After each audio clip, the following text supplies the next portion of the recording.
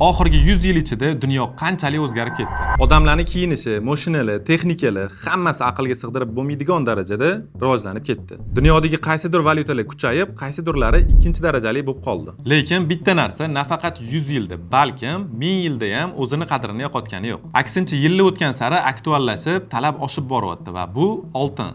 Xalq tilida aytadigan bo'lsa, tilla. Hech o'ylab ko'rganmisiz, nimaga tillarning narxi yildan yilga o'sib boraveradi va qadrini hech qachon yo'qotmaydi? Texnologiyalar, virtual pullar rivojlanib borayotgan bir paytda odamlar, katta kompaniyalar, hatto davlatlar ham boyliklarini oshirish uchun tilla olishadi. Amerika, Germaniya, Italiyaga o'xshagan gigant davlatlar ham tonnalab oltin olib, kerak bo'lib qoladi deb saqlab qo'yishadi. O'zbekistonning o'zini oltin rezervi ham taxminan 415 tonnadan oshuv. Oxirgi 10 yildagi sof tillar narxini solishtiradigan bo'lsak, 188% ga o'sgan.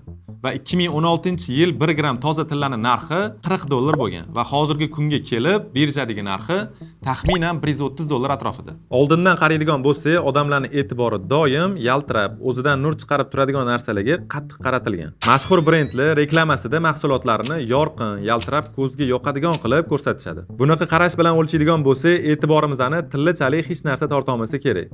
Uni rangi, ushlab ko'rganingizda sizga beradigan yoqimli hissi, eng muhimi ko'rinishi. Demak, tillani bunchalik qadrlanishini birinchi sababi bu odamlarga beradigan emotsiyasidir. Qachondan beri o'zi tilla bunchalik qadrli metallga aylangan? Tarixga qaraydigan bo'lsak, qirollar, imperatorlar, sultonlar o'z kuchini, qudratini ko'rsatish uchun imorat va qasrlarni qurishgan va qurilgan inshootning qadrini yanada oshirish uchun unga tillani o'zi bilan yoki tillani rangidagi boshqa materiallar bilan ishlov berishgan. Endi aniq raqamlar haqida gaplashsak, 19-asrdan boshlab davlatlar o'zaro savdosini kuchaytirishgan.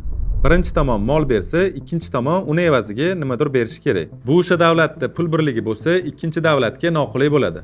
Shuning uchun hamma joyda birdek qadrlanadigan tillani o'lchov qilib olishgan. Nimaga aynan tilla? Tilladan boshqa qimmatbaho, qadrli metallar ham bor-ku deyishingiz mumkin. Butun dunyoda boshqa metallarni qancha miqdorda topishayotganiga e'tibor bering. Alyumin, xrom, mis, oltin bo'lsa milliondan umuman uzoq.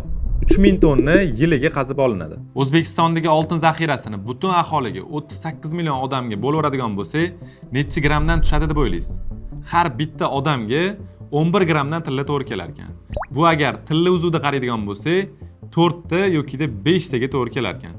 Shundan o'zingiz xulosa qilib olsangiz bo'ladi. Urush, iqtisodiy krizis paytida hamma katta-yu kichkina davlatlar investorlar rezerviga yana ham ko'proq tilla sotib olishadi. Bu bekorga deb o'ylaysizmi? Hozir sizni pulingiz kapitalist bo'lishi mumkin, lekin 20 yildan keyin nima bo'lishini bilmaymiz. Sizga tavsiyam 10 grammi, 20 grammi tillani olib sandig'ingizni bir burchagiga qo'yib qo'ying. Hozir bu pul sizga kerak emas bo'lishi ham mumkin, lekin tilla olib qo'yadigan bo'lsangiz, u faqat pulingizni saqlamaydi, balkim ko'paytirib ham beradi. Shunaqa silitkalarni eng arzon narxda sota olmoqchi bo'lsangiz, shu ko'rsatilgan nomerlarga murojaat qiling. Yoki-da videoni tagida biz silka qoldirdik. O'tdan yozadigan bo'lsangiz, men o'zim sizlarga javob beraman. Tilla silitkalar 1 gramdan boshlab 5 gram, 10 gram, 20 gram va siz xohlagan gramda yetkazib ham bera olamiz. Videoni tagida Telegram va Instagram kanallarimizni qoldirdim. U yoqqa ham o'tib obuna bo'lsangiz, kerakli videolarni o'tkazib olamiz. Video foydali bo'lgan bo'lsa, like bosing, obuna bo'lishni ham esdan chiqarmang. Shu mavzu haqida fikrlaringiz bo'lsa, izohlarda yozib qoldiring. Siz bilan keyingi videolarda ko'rishguncha